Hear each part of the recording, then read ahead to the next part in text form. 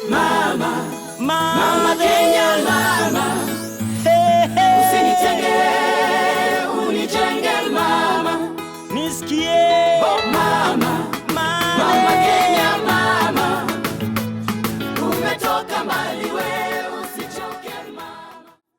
The Republic of Kenya has continued to make laudable advances towards development, recently advancing to middle-income status. We, however, continue to lag behind in facilitating effective participation of women in politics and governance.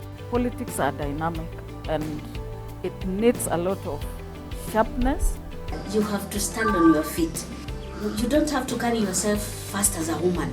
You must be able to display leadership qualities for people to take you seriously. Everything that we want, especially as women, is to come together. And you must have a strategy. There's nothing you can do without a strategy and knowledge. It doesn't matter where you're coming from. It doesn't matter whether in your family there is a chief or there is no chief or even mzee wa mtaa. But if God has chosen you to be a leader today, you will be. In the 2017 elections, a steady albeit slight increase was noted in the election of women to different positions.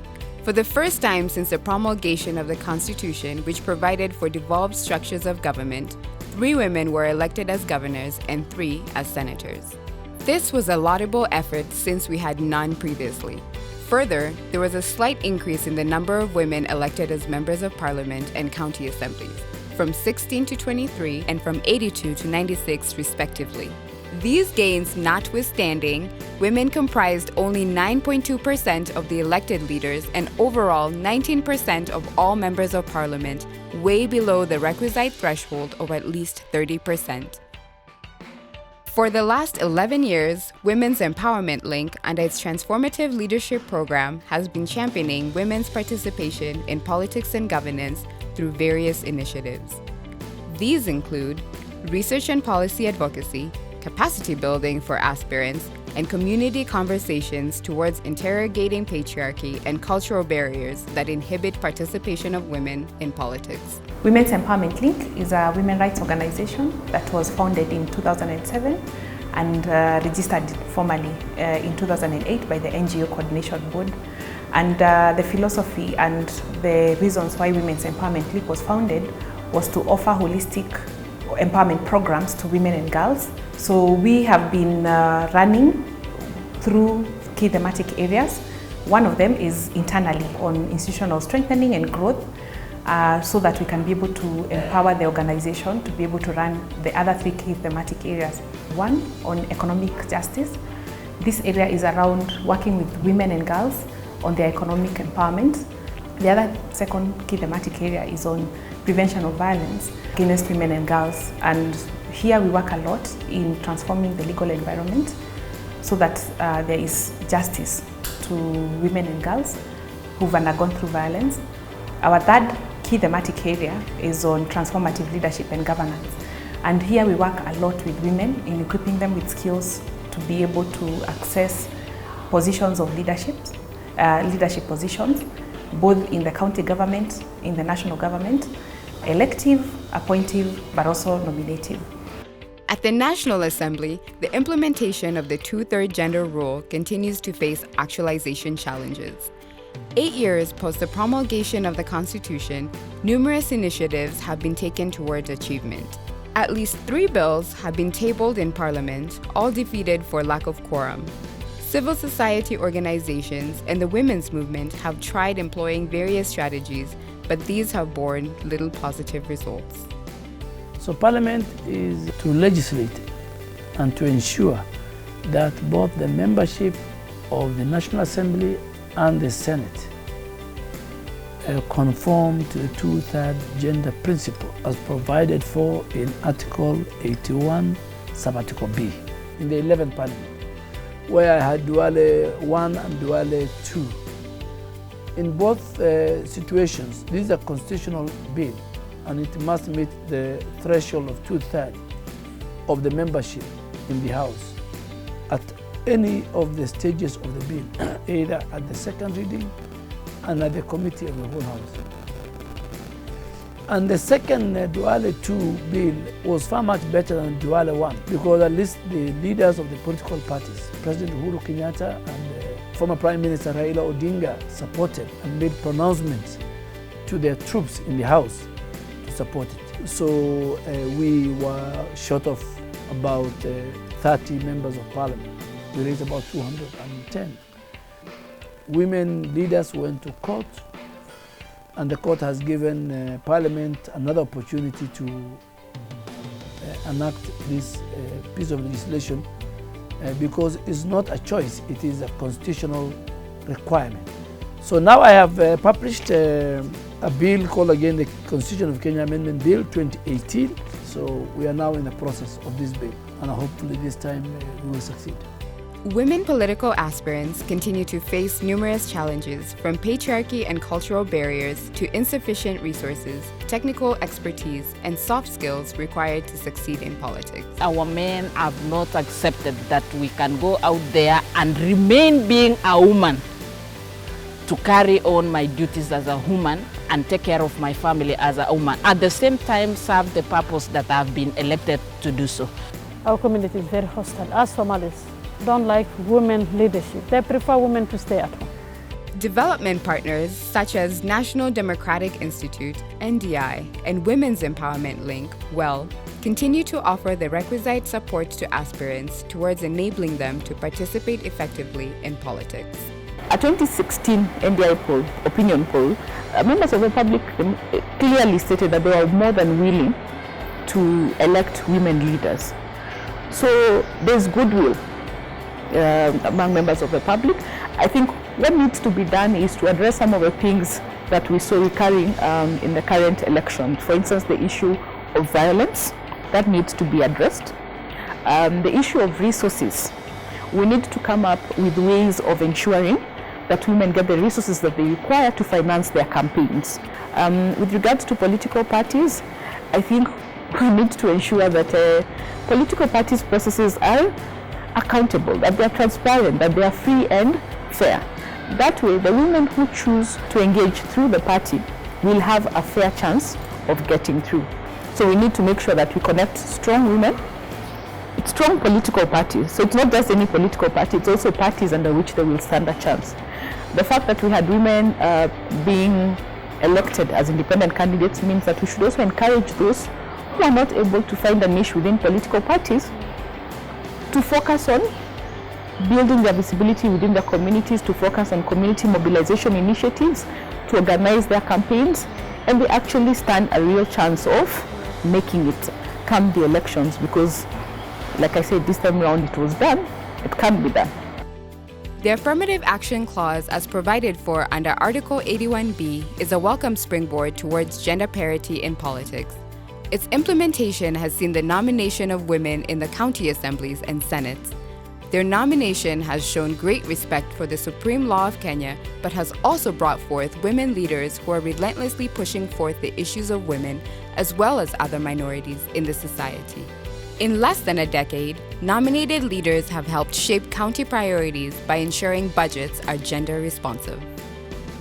NDI and WEL have continued in capacity building us, and the most important thing that they have done to us, unlike the women who are in the former assembly, is showing us on how to manage our resources and telling us our resources will always come first, because come 2022 we need to have built ourselves for even other women to see us as role models. Nashukuru hizi shirika zote zimenikuza sana, kwa sababu mbeleni nilipata Kiwopa, pia ilinisomesha sana na ikanipatia leadership, uongozi. Maana uongozi ni nini? Nashukuru hiyo pia ilinisaidia, na leo hii pia nimepata knowledge ya kutosha. Ninaamini kwamba sitaregea nyuma pale nilipo, na nitaendelea kupigania kiti hichi cha MCA. Sitasema naenda mbele sahihi, kwa sababu I want to get more experience. The implementation of the 2/3 gender rule has not been without challenges. The women leaders, more so the nominated ones, do not have prior leadership experience, especially in governance spaces such as the county assemblies and parliament. Kazi yangu katika jamii imenisaidia kwa kuchangia hii uongozi ya kuwa MCA. Kwa sababu venye nilianzia kwa kusimamia kuwa chairlady ya shule, kuwa treasurer ya kanisa, kuwa chairlady ya vikundi za wamama na vijana. There is a need to continuously build their technical capacities in policy advocacy, lobbying, communication, legislative drafting, and how to engage with their budget processes. It is also pivotal that women leaders unite in purpose, which has been facilitated by formation of caucuses. Using these caucus so we can work towards a certain goal and be able to achieve it. The challenges notwithstanding, women have succeeded in claiming their rightful spaces in leadership. A strong crop of women leaders have emerged. Not only have they withstood the numerous storms and bottlenecks, they are impactful and inspire hope. Their success is a result of solid strategies and staying committed amidst multiple disadvantages such as societal views of women in leadership, insufficient financial resources, and various forms of violence meted upon them. The challenges that women in political leadership face are enormous. One of the most common things that we have seen more recently in Kenya is the issue of corruption. What it shows, if you actually look at the representation of women in corruption, the numbers are very low. Men corruptly obtain money, which they use to seek political office. Women, we come with a clean slate and we want to compete against men with insane amounts of money.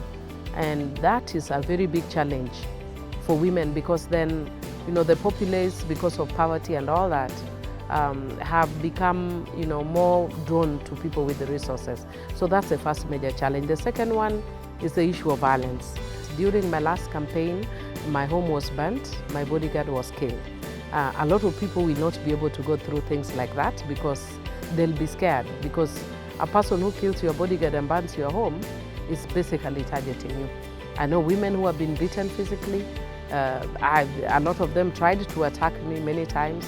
There were times, I think sometimes what people don't know, I leave my house, my own family is telling me, do you really have to go?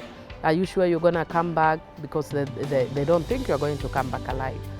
But it's public service. And when you come out in the public service, you got to do what you got to do. The third one, which is also related to the violence, is, discrimination because of cultural, dynamics.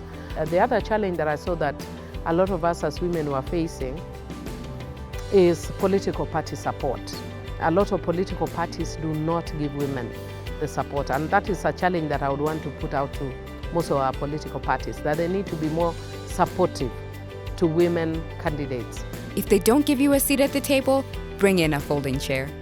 As women politicians, this should be our mantra. We must continuously and consistently claim our space at the decision-making table. It is not for the faint-hearted. It is, however, a road worth treading. We call upon women who have been able to get into the positions to ensure that transformative leadership remains as their key agenda. In one, delivering to the electorate, in two, influencing the policies and looking at the policies through the agenda eye, making sure that their role in terms of representation is transformative, their role in terms of oversight is transformative, and in every mandate that they are able to dispense, but also how they document and are able to bring out to the communities the kind of work that they are doing, to be able to use this as a launching pad for them to be able to run for 2022 elections, but also because it's the right thing to do. Women out there, women are doing very well in the private sector and in the corporate world. Women are doing very well in business. But women are missing in this chain of leadership, from the grassroots up to the party hierarchy. They are not secretary generals, they are not chairs, they are not vice chairs, they are not party leaders, they are not deputy party leaders. They are not a leader of majority in either houses. So women must now demand their share in the political party's leadership. We are not where we would like to be, but we are better than where we were when we started. Challenges continue to abound, but I think the future is bright. It's been an extremely rewarding process and experience working and walking the journey with the women leaders in this country. Currently, the transformative leadership program is focusing a lot on building the capacities of women leaders to understand their mandates as provided for under Article 177 of the Constitution.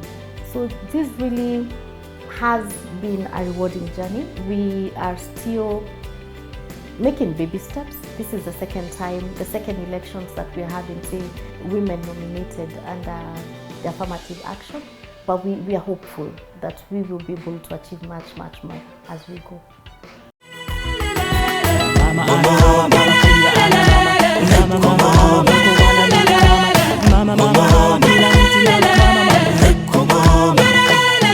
Ni wakati wako we, usichoke mama.